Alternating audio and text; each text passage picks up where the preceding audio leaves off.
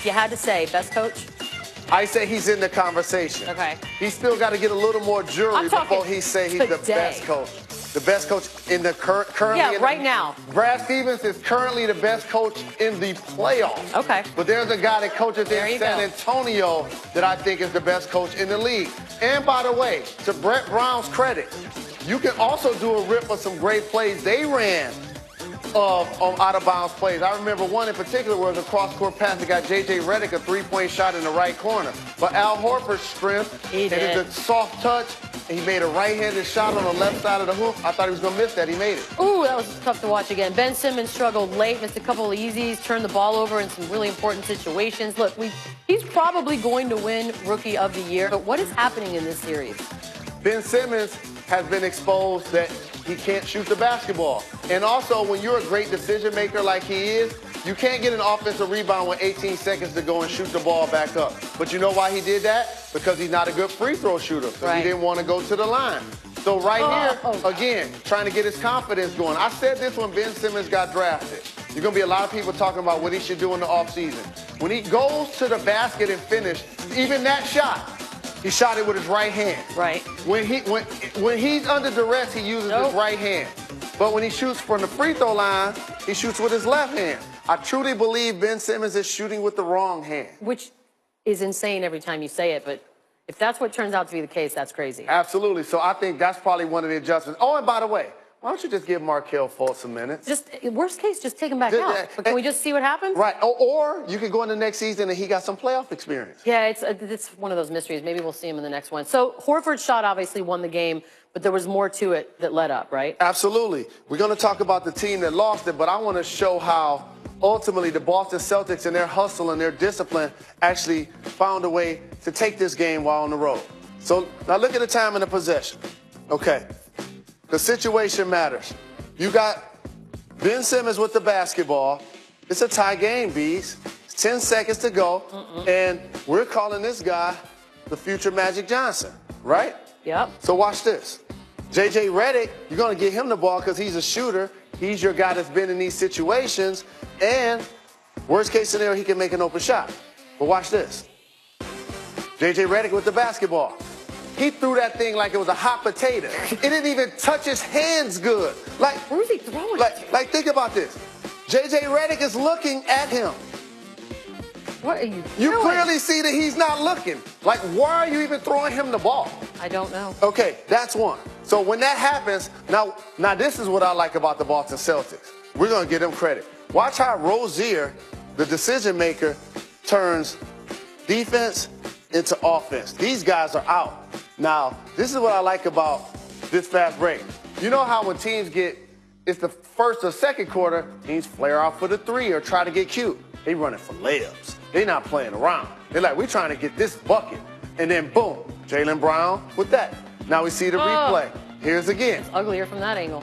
He's off to the races. Now check this one out, B. Same thing. Now there are going to be people saying, Ben Simmons, why is he taking the ball out? Well, here's why he's taking the ball out. He can't shoot free throws. I mean, that's just the theme, isn't it? And he leads the team in assists, so you want that guy to be a decision maker, right? So here's Ben Simmons. He's looking. And who he wants to get the ball to? Joel Embiid, the other best player on the team. But here's the problem. This is a terrible pass. That is not good. That is a terrible pass. And look at Al Horford. He's like, this is my money. Salivating. This is my money. I'm a vet. I'm all over that. Man. Easy. And then all of a sudden, we're going the other way. So for the Philadelphia 76ers, we could talk so much about how they lost the game. And rightfully so. That was theirs to be won.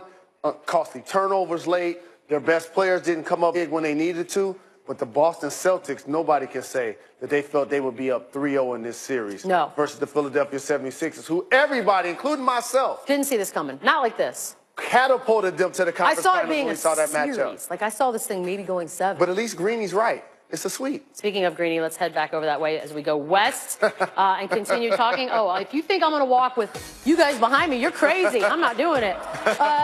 The Rockets took a 3-1 lead on the Jazz. James Harden, CP3, great. Clint Capella doing his best to Kembe at times. If we just assume this series is over, okay, for the sake of argument, can this Houston squad get past the Warriors. I don't think Houston can get past the Warriors.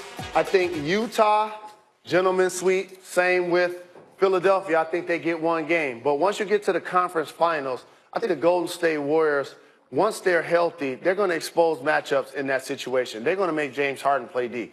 And you can't hide him when you're playing against the Warriors. Who is he going to check?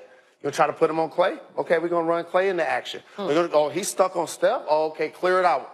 Don't let him get stuck on KD. So I think that's going to be the big-time issue. They're going to try to make sure they isolate James Harden. The NBA, to me, right now, is like a magnificent action movie that the second you sit down at the beginning, you know how it's going to end. But you don't mind because the action is so much fun along the way that you're willing to go for the ride, even though you know the ending is going to leave you disappointed. And I only say disappointed because it will be non-competitive. I think that Daryl Morey deserves a ton of credit. He said they're obsessed with Golden State. They've done everything they could. They've probably done anything anybody could. But Golden State is too good. If they stay healthy, there will not be a point in the series against Houston or whoever they play in the East where you think to yourself, Golden State is going to lose. I don't mean a game, but the series. Golden State will be in control the entire rest of the way, assuming they remain healthy. But like a great movie, the NBA delivers a terrific storyline. Coming into this season, everyone felt like it should be Warriors and Rockets in the conference finals in the West.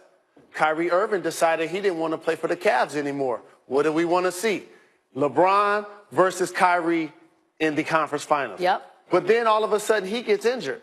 And the Boston Celtics still find a way to make it there? Great story. That's fascinating how they have actually elevated the term trusting the process because they did it when they hired Brad Stevens. Well, if these series continue, we will have Thursday night game 6s for you. We might have one, we might have two, we might have none. We might have a day off. We might get the day off, Jay. At 8 Eastern, Warriors-Pelicans would get going if necessary. And then after that, Rockets and Jazz from Salt Lake. The coverage will start 7 Eastern with NBA Countdown presented by Mountain Dew Kickstart. And as always, everything will be live on the ESPN app, so you can watch anywhere.